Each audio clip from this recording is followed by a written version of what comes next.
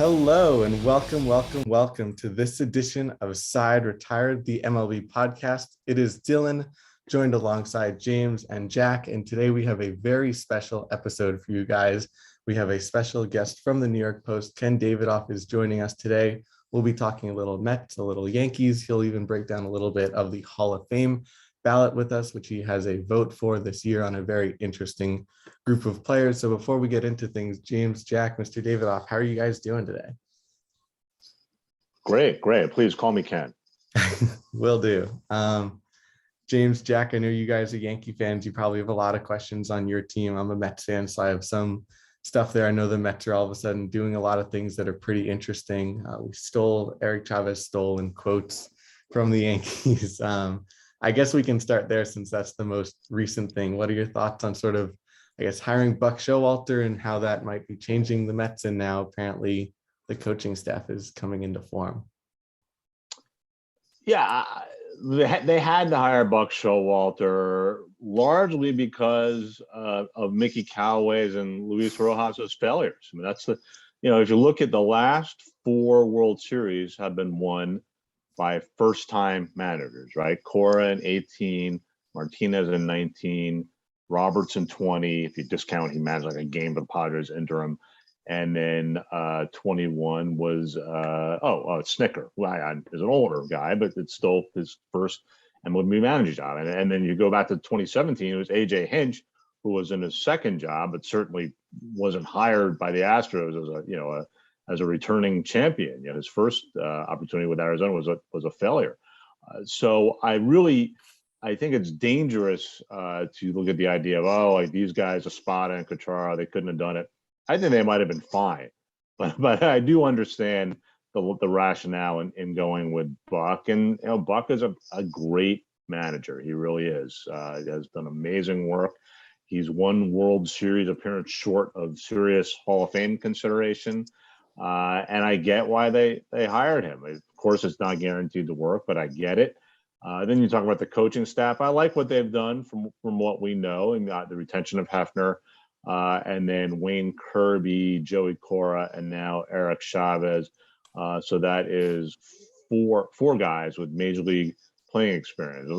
Even though I'm all in on the analytics, I do think there's real value in having coaches who have been there and done that.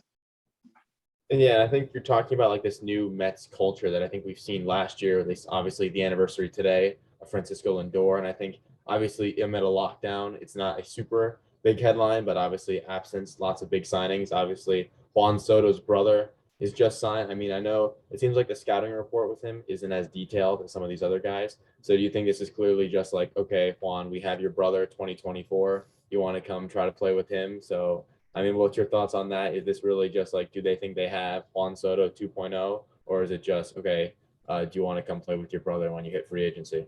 I think it's somewhere in the middle there. I mean, my understanding is he's going to get around $50,000, and just for context, Juan Soto got $1.5 million. So Elian Soto is not regarded as a premium talent down in the Dominican Republic. He has the bloodlines, obviously, and yeah, I mean you're not wrong. It can't hurt to have Juan Soto's brother in the organization when you talk about Juan Soto being a free agent in 3 more years. Yeah, James, do you have anything on the Mets, or do you want to transition to your team? Yeah, I mean, I guess we could transition to the Yankees. Obviously a big debate now within the Yankees fan base is why haven't the Yankees locked up Aaron Judge? I mean, what do you think of that? Why have the Yankees waited so long? And do you think that we could see an extension coming? As soon as the lockdown is over and closer towards the start of the season. Yeah, it really shouldn't be a debate. The answer is because they're waiting for this new collective bargaining agreement, and they're waiting to know what they would be up against in terms of the luxury tax thresholds, in terms of revenue sharing, all that. So, really, it would have been silly to lock him up prior to then. What's the difference? I mean, he's open to it. I do think they'll find a way to get this done before opening day. And would, I guess, a Judge extension sort of preclude them from going after Correa because they already have the big Stanton contract, they have the big Cole contract, presumably Judge would get another long-term deal like that. So would adding, I know Correa is probably looking in that same Seager range. So would they be willing to do 4 big contracts like that? I don't think they would, partly by the way you just phrased it, partly because of Correa's involvement with the Astros, the 2017 stuff. It is funny because the Stanton contract really is not as burdensome as it's presented. He signed a huge total deal, $325 million, but over 13 years. So the annual average value is really nowhere close to, say, Cole's. And then the Marlins are kicking in about $30 million of what the Yankees have left that they owe Stanton. So, looking at it like that, and obviously Correa not probably going to be the option the Yankees choose. Would, Trevor Story at all, you think, be a potential candidate? Or is it more of like an Andrelton Simmons we could see end up being the shortstop on opening day for the Yankees?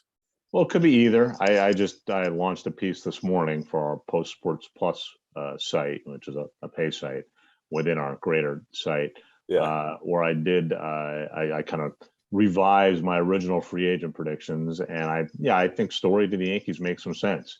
I think the Yankees' first choice out of this remaining free agent group would be Freddie Freeman, but I think he'll wind up going back to the Braves. And then it's a matter of got to get somebody here, got to mix up this position player group somehow. And then you have a guy like Story whose track record speaks for itself. And if they can get him on a high AAV, low years deal, that could be a really good fit. And what do you think that would look like? 3 years, 90 million kind of would be the area. James, I think that's pretty good. Yeah, I think you're onto something. And then I know one guy that Jack has sort of definitely said he hopes the Yankees go after because of his nice left-handed swing might work at Yankee Stadium. But I think he also fits with the Mets a little bit, and that's Kyle Schwarber. There's the reports coming out this morning that Max Scherzer, his former teammate in Washington, sort of liked what he saw with him in those couple of months. So could you see Schwarber ending up in the Big Apple with either side? I would say it's unlikely. When you talk about the Yankees, obviously Stanton's going to get a lot of those DH at bats, even if he gets more outfield time. And I just think the Yankees' needs are elsewhere: center field, first base, catcher, shortstop. Schwarber can play first base, but not well. And then the Mets, they're more than set at first base with Alonso and Dom Smith, as well as the outfield. And then even if the National League has a DH, I think the Mets still have the surplus there, that they have people, especially when you include the returning Robinson Cano. I guess since you just mentioned Cano, I guess he is going to be a part of the Mets next year. They haven't cut him yet, so I guess they are planning on him having some sort of role with the team. Yeah, they're on the record as saying that he, they'll be in spring training. And Robbie Cano is very popular among his teammates. The last time Robbie Cano played, he hit well back in 2020. Of course, was then revealed that he was the reason why he hit well. But he has a career of hitting well even when he passes his drug tests. So yeah, I think bring him back, and I think there's a chance he's an asset. Yeah, and I know, obviously, it seems like the Mets won the off-season part one pre-lockdown. Do you see them still being active after, or is it just, Scherzer, Marte is just going to be like, we're going to ride that till opening day, or are they still in play for some of the big free agents left? I think they'll be very active. I don't know, when you talk about the big free agents left, I guess we talk about Correa, Freeman. Who else would you include? Story. Include trade targets. I guess also you have Olsen or some of the Oakland pitching guys. Look, their obvious need is pitching. They could use another starting pitcher, and they could use some bullpen help, specifically on the lefty side. So yeah, that's where I see their focus going if and when things resume. I guess, Jack, you did just mention Matt Olson. The A's actually have a pretty good team, I guess, when you look at them on paper, but I guess it seems like their direction tends to be towards, as soon as talent gets to be a little bit more on the expensive side, that's the, I guess, prime time for them to trade them. We saw that with Josh Donaldson a couple years ago in that little bit of a head scratching deal when they traded him straight for Brett Lowry. I guess, do you think, I'm pretty sure that's the deal. Not 100% sure. Oh, never mind then. And then with Matt Chapman, Matt Olson, I guess they have those big three pitchers, Sean Manaea, Chris Bassett, and Frankie Montas. Do you see them, I guess, tearing it down? Maybe not all five guys going, but potentially two, maybe three of those guys in any landing in New York with the Yankees or with the Mets? Yeah, I mean, I think one factor to keep in play is, are there going to be payroll floors, which right now is not on the table, but was earlier and could return. And if there's payroll floors, then that might compel the A's to keep some of those guys just because they're going to have to hit a minimum payroll. But if that's not the case, then yeah, I could see them really cleaning house. They let their manager Bob Melvin go to San Diego for nothing, for no compensation. They're clearly back in this phase of their cycle where they're going to sell off their veterans. And you ask about the New York teams, Olson is clearly a fit for the Yankees. They could use a first baseman as well as a lefty bat, and the pitchers are clearly fits for the Mets. So you mentioned Olson as a need for first base. Does this mean Luke Voigt? I mean, obviously they tried to trade him at the deadline, so this means he's gone. He's done with, in his time with New York, or because as of right now, I'd say they have. I mean, it seems like they don't want to use DJ LeMahieu, but right now they could have one prime time first baseman and one in a fit. So you think that they're definitely moving on from Voigt? No, I don't think it's 100%, Jack. I mean, they could have really just parted ways with him by non-tendering him, but they chose to tender him a contract, so he's still under their control for 2022. So there is certainly a scenario where he is still very much in the mix, and there's also a scenario where he either gets traded or even cut in spring training. So with this, I mean, obviously, if the Yankees make a move to sign another first baseman, what do you see, or even a shortstop? What do you see happening with this like Yankees jumbled infield? I mean, obviously, you have to get rid of either Torres, LeMahieu, or Urshela if you bring in a shortstop and a first baseman. So, I mean, what do you see happening with one of those guys? Yeah, that's a really good, fair question, James. So let's break them down. So you got Voigt, LeMahieu, Torres, Urshela right now. Am I leaving anyone out, or is that the?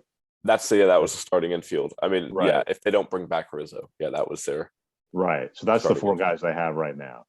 Let's just say, for argument's sake, you get Rizzo and Story.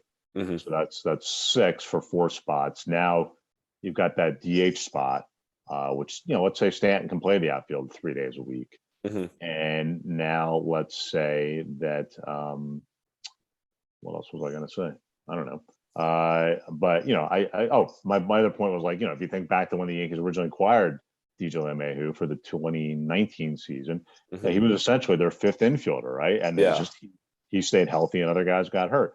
I think you can, for argument's sake, if those are the 6, I don't know that you necessarily need to jettison any of those guys. I think it could work to have all of them in the mix. I think the one issue is, who is your? Well, I guess Urshela would be your backup shortstop, because you don't want Torres involved in shortstop. Yeah, sounds good. We were talking. Yep, go ahead.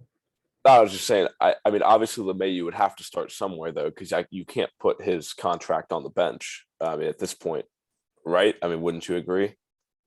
I would 100% agree, but yeah, like, I think I think it would just worked out back in 2019, 2020, and I think you would just can't. Or look, I mean, if the worst case scenario, if the 2021 DJ is the new DJ, then he should be on the bench a lot. He was pretty bad last year. He was bad.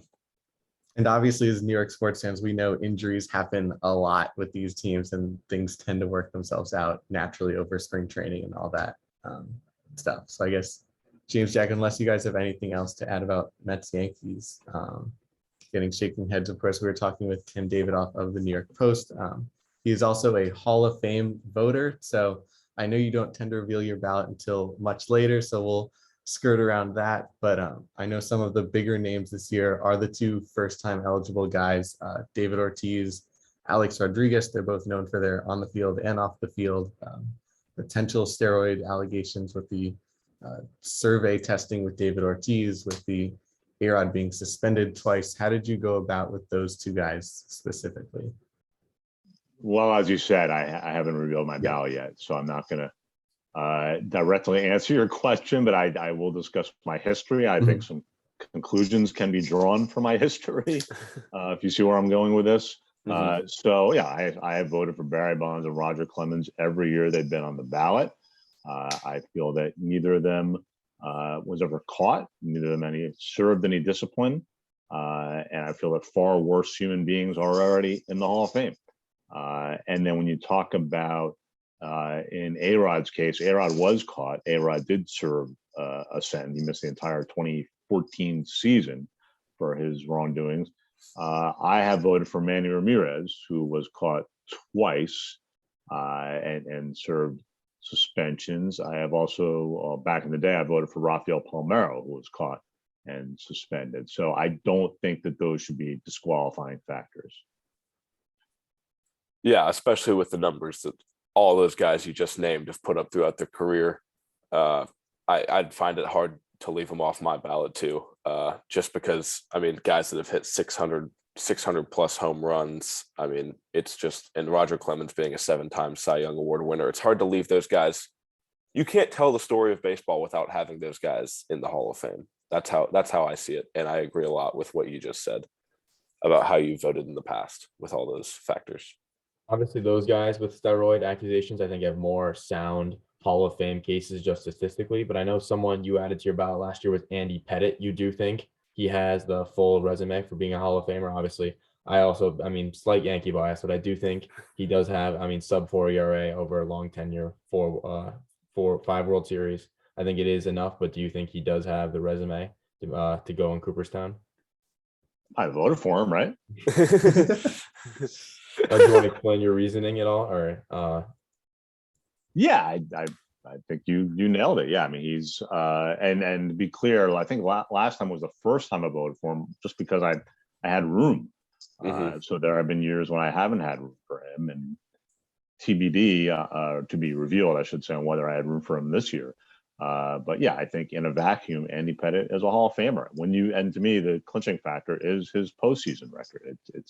It's just really stellar. You know, he didn't dominate per se as Curt Schilling did or John Smoltz, but he was really, really strong in the most important time of the year. And you mentioned 5 World Series championships with the Yankees, and he also helped pitch the Astros to a World Series in 2005. So yeah, I think Andy Pettit is most definitely deserving of being in the Hall of Fame. I think that's also one of the interesting things you said, is that, like, if you have room on your ballot, obviously there have been some recent ballots where it's people vote for nobody. And that's definitely an interesting strategy, because when you look at a list of massive players, like, how can you really think not a single one of these guys is worthy of the Hall of Fame? But then there are people like yourself and a lot of other people that vote for 10 people usually and struggle with, oh, I would have voted for these guys, but I ran out of room on my ballot. Do you think 10 is a fair number, or would you go with the route of, like, oh, you can click off as many names as possible, sort of that strategy? And how would you vote for the Hall of Fame? Yeah, I understand the argument that there should be an unlimited number, and actually we've lobbied the Hall of Fame for that. I think we actually tried to compromise and proposed increasing it from 10 to 12, and the Hall of Fame kindly declined, which I fully get, because, like, you have to, at the end of the day, the Hall of Fame is a business. You know, it's a museum with visitors and, you know, restrooms and water fountains, and it's the you know, to make it. Are you guys Step Brothers fans? Will Ferrell? Yeah. When Adam Scott says, "I got to make my nut," you know, you know, like, the Hall of Fame makes its nut on the induction day in July. You know, when they have the big ceremony and the stage and the speeches, and, like, they don't want 8 people up there. You know, they want like 3 or 4 maximum. Like 2 is probably ideal. You know, they want enough people there to get tens of thousands of fans to come and spend money on their businesses and buy the admission ticket. So, you know, if you had the unlimited number, okay, congratulations, 12 people made the Hall of Fame this year. It doesn't work. It doesn't work as an economic model. So I do respect the pragmatic details of that. And I And guess go for it, James. how do you think it looks for baseball? 'Cause, I mean, right now it's kind of borderline. We could see no one get inducted into the Hall of Fame this year. I mean, how do you think that would look for the Hall of Fame, and how that would look? Just like as baseball fans, obviously you don't want to see no one get inducted in, especially when you have Clemens and Bonds his last time on the ballot. I mean, how do you view all that? Oh, I think it would look ridiculous. I think it would look at, and I don't think it's a coincidence. I'm sure you guys follow the era committees, which are these smaller committees made of Six guys got in. Six. It was six, right? Yeah, four from one committee and two from the other. I don't know if that was a coincidence. I think they understood, whether formally told by the Hall of Fame people or not, that we could put up the writers could put up a second straight goose egg, and we again, like, we got to make our nut. So we need to have people. We need to have Brooklyn Dodgers fans coming in for Gil Hodges, and Minnesota Twins fans coming in for Jim Cott and Tony Oliva. So I think that's why those groups elected as many as they did. I follow this guy Ryan Thibodeau, who's a terrific guy, just a terrific young man who's done amazing work with the data mining, and it's looking pretty good for Ortiz, which, to be frank, I'm encouraged by. Like, I think it looks silly when we elect nobody, so one is better than zero. Yeah. And they were also able to hide it last year that the Derek Jeter enshrinement got postponed a year. Exactly. So when there was nobody actually elected, they still were able to have the ceremony for Derek Jeter. What did they do, Dylan? What did they do last year with Jeter and the other guys? Well, they had it on a random, I think it was They Wednesday made their afternoon. nut, Dylan. They did. Made their nut. That's true. If you had to guess, obviously, I think A-Rod has more of a shot getting in from the voters. Do you think in 10 years time? I mean, I think Bonds and Clemens have had a somewhat of an uptick. Do you think he gets in via the writers, or do you think he's also going to get denied?